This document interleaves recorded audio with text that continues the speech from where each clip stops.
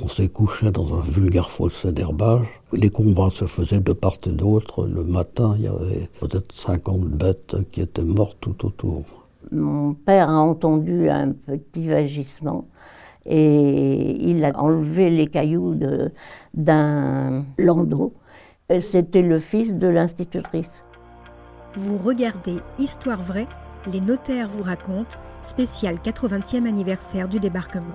Pierre Coquelin, né à Évrosy le 3 avril 1932. Je m'appelle Manou Coquelin et j'ai épousé Pierre Coquelin en 1956.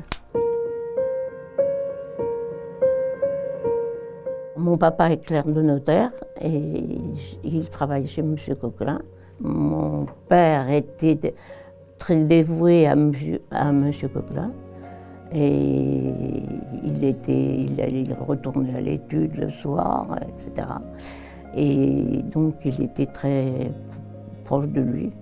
Le père de Manou, Marcel Morin, travaille donc à l'étude de maître Louis Coquelin comme clerc de notaire. Manou a toujours connu les enfants de Louis, dont Pierre, qui deviendra son époux. Et alors à quel moment vous rencontrez votre mari ? Je l'ai toujours vu, le jour de ma communion, il était là. J'ai les photos de lui à mes côtés toute ma vie. Je me souviens beaucoup de l'armée allemande qui stationnait à Évrosy. Nous avons logé un officier allemand pendant plusieurs mois ou plusieurs années. Et il y avait à Caen une boutique tenue par un couple de juifs, ou tout au moins l'un des parents était juif, et qui avait une petite fille. Et mes parents ont logé cette petite fille pendant des années. Elle couchait presque au même niveau que l'officier allemand.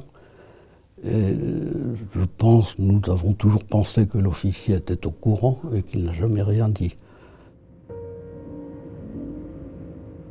Mon père a été prisonnier pendant 4 ans.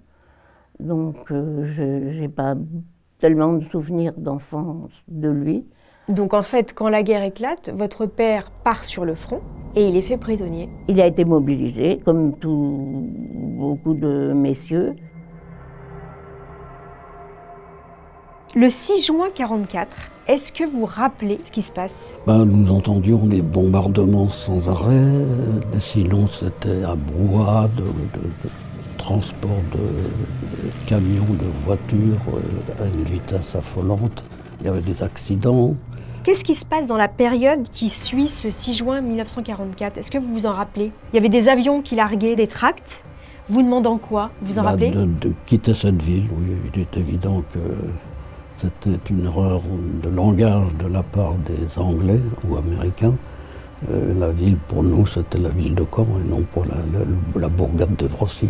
Donc en fait, personne ne quitte le village. Non. Et vous restez. Oui.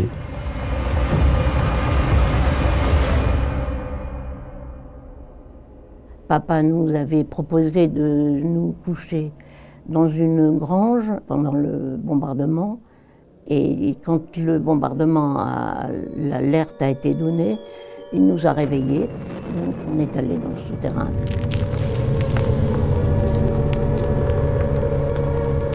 Quand on est sorti au bout de 12 minutes, que le bombardement a duré, mon père a entendu un petit vagissement et il a déterré, enlevé les cailloux d'un landau. C'était le fils de l'institutrice. Et il a sauvé la vie de ce petit garçon qui avait quelques mois.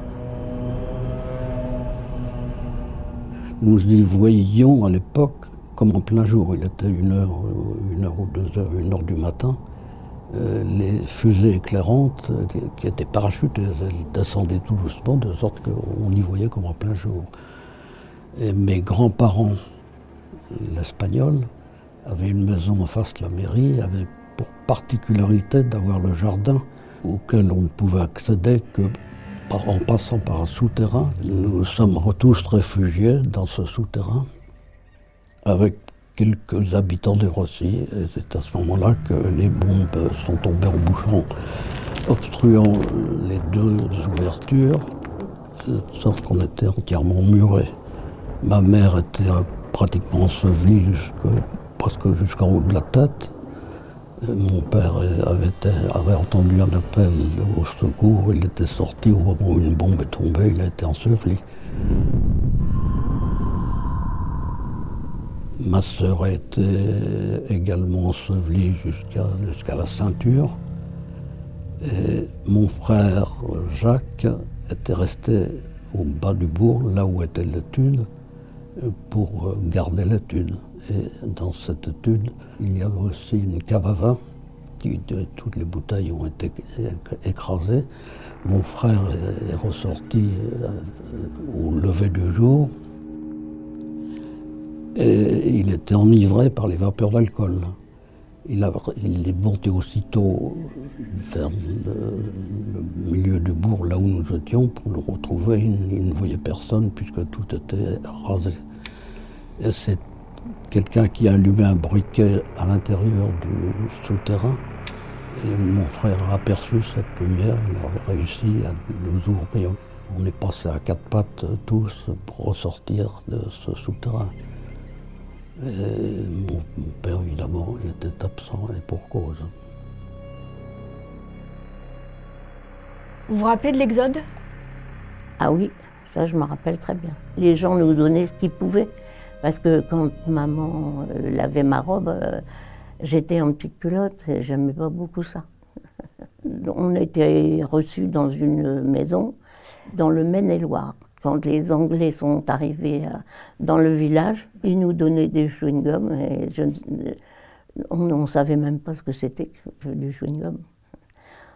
Moi, j'avais jamais vu une banane ni une orange pendant la guerre. Nous étions une famille très nombreuse, nous étions une vingtaine au total. Et nous avions été logés dans un corps de ferme, c'était en plein milieu des champs.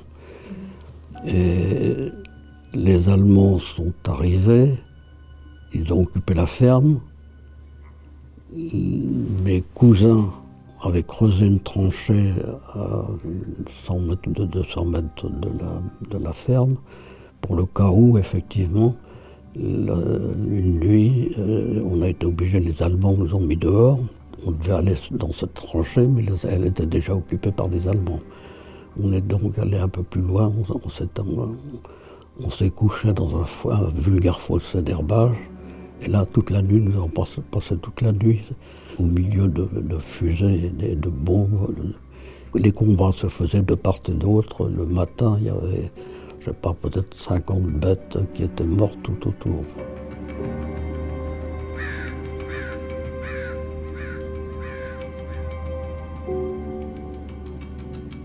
Et quand est-ce que vous revenez? On est resté 1 an et demi, 2 ans au Minioura, avant de revenir sur Russie. Tout s'était écroulé, on commençait tout juste à déblayer. On va reparler un petit peu de votre papa. Vous apprenez des années plus tard Très longtemps après. Qu'il avait fait partie de la résistance. À quelle occasion vous l'apprenez et qu'est-ce que ça vous fait de savoir qu'il a été résistant? Un élément de fierté, mais on n'en savait rien du tout. Donc on ne peut pas savoir ce qui s'était passé.